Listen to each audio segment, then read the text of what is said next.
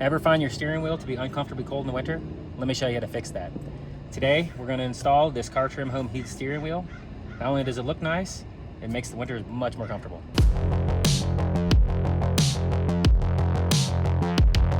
Let's see what comes in the box.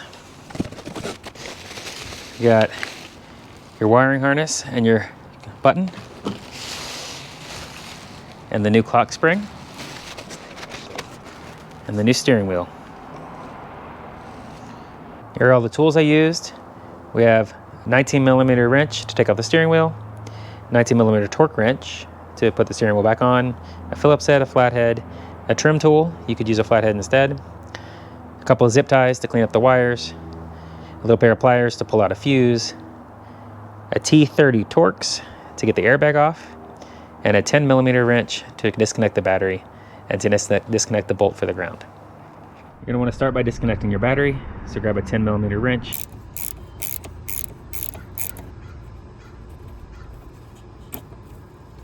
Here's a look at the factory steering wheel that we're going to replace with this heated car trim home steering wheel. I'm going to start with a trim tool or a small flathead screwdriver and take off these little side pieces first. Then if you look up in here on both sides, there's a T30. So you're going to grab a T30 tool and back these guys out. All right, once you back these out all the way, they're actually captured, so they don't come out. They just stay in place. Then you're just going to take the airbag and it just slides right off. And then you can disconnect the connectors.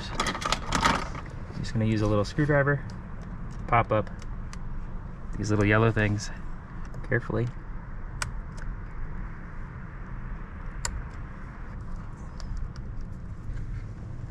And then unplug this ground. Set your airbag aside, somewhere safe. Now the steering wheel is exposed. Now we're gonna grab our small flathead and unplug these two connectors. The next step is to grab your 19mm socket wrench. Make sure you hold the steering wheel straight because you don't want it to get to that locked position. And crack loose this 19mm nut. And go ahead and back it out almost all the way, but not all the way off, and pull the steering wheel straight towards you. Be careful not to turn it. All right, once that's loose, you can remove the nut all the way, set it aside, and the steering wheel just slides right out.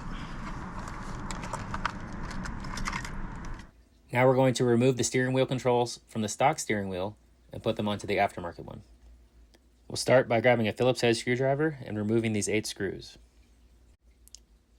Now we will unclip the rear trim piece and slide it straight off. Make sure the airbag screws stay in the little sockets. The cruise control stalk just slides out the back. Now we can set aside this bracket. And finally, you just pull straight out and the controls pop loose.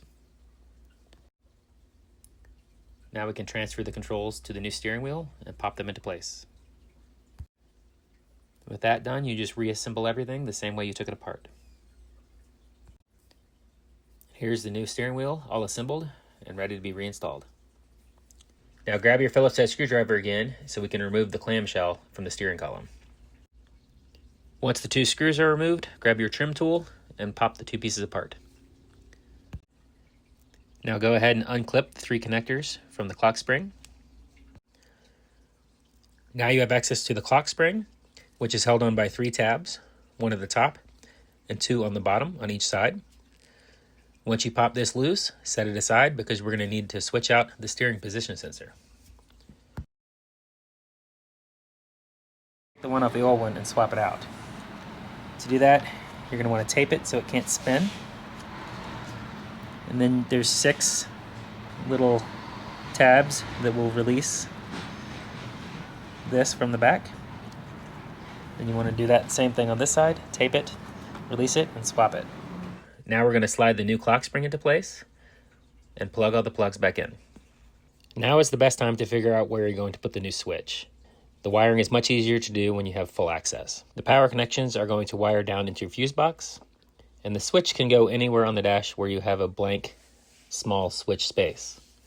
In my case, I'm going to put it where the blind spot monitoring switch is, because I got an aftermarket bumper and it no longer functions.